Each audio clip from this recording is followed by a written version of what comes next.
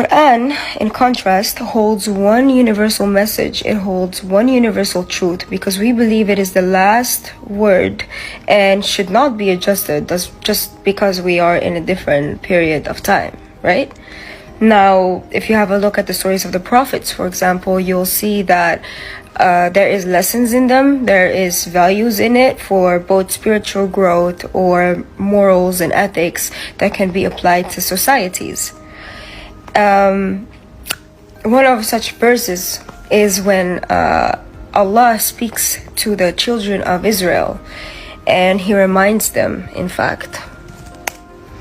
It's verse 49 in the second chapter of the Quran, Surah Al-Baqarah, the cow, and it says, "Remember how we delivered you from the people of the Pharaoh, who afflicted you with dreadful torment, unaliving your children and keeping your women.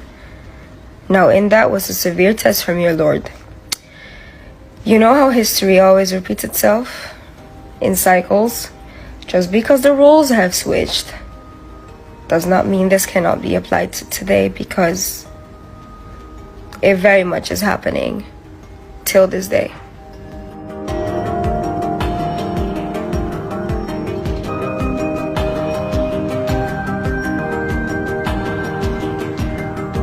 So Prophet Muhammad ﷺ encouraged us to pray the Tahajjud prayer, which is an optional prayer. It is not mandatory and is encouraged to be prayed after sleeping, waking up in the last third of the night. Back in the day, pre-industrial age, there actually used to be a schedule very similar to this, where people all over the world used to wake up around this time at night to write, to work, social gatherings, or just to sit down, meditate, think, whatever. After industrial age, that obviously changed because of capitalism, the economy. We could no longer adhere to our previous sleeping schedules, so that's also changed, unfortunately. Now, I was wondering why it's encouraged to pray the Tahajjud prayer after waking up instead of just staying awake and then praying it.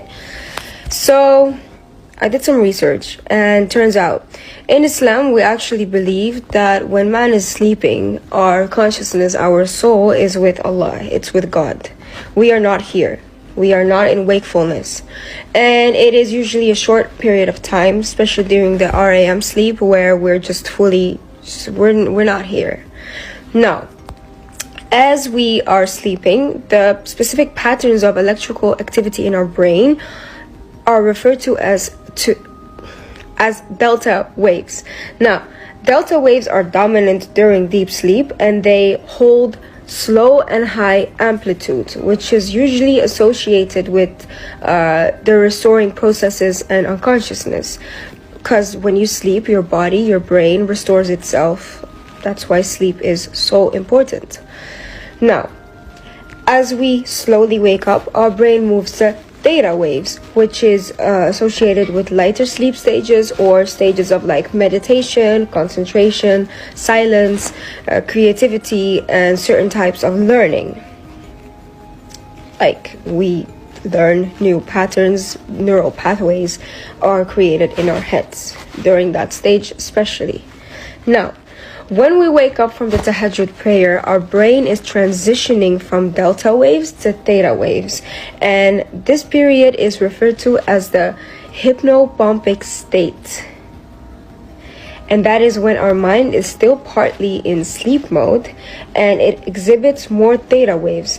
This state is believed to be conducive to heightened suggestibility and creativity, similar to hypnotic stages.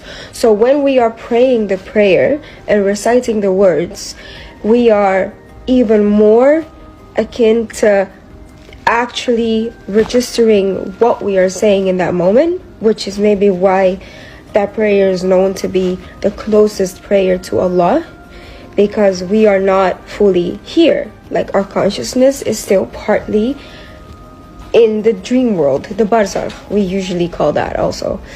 Now,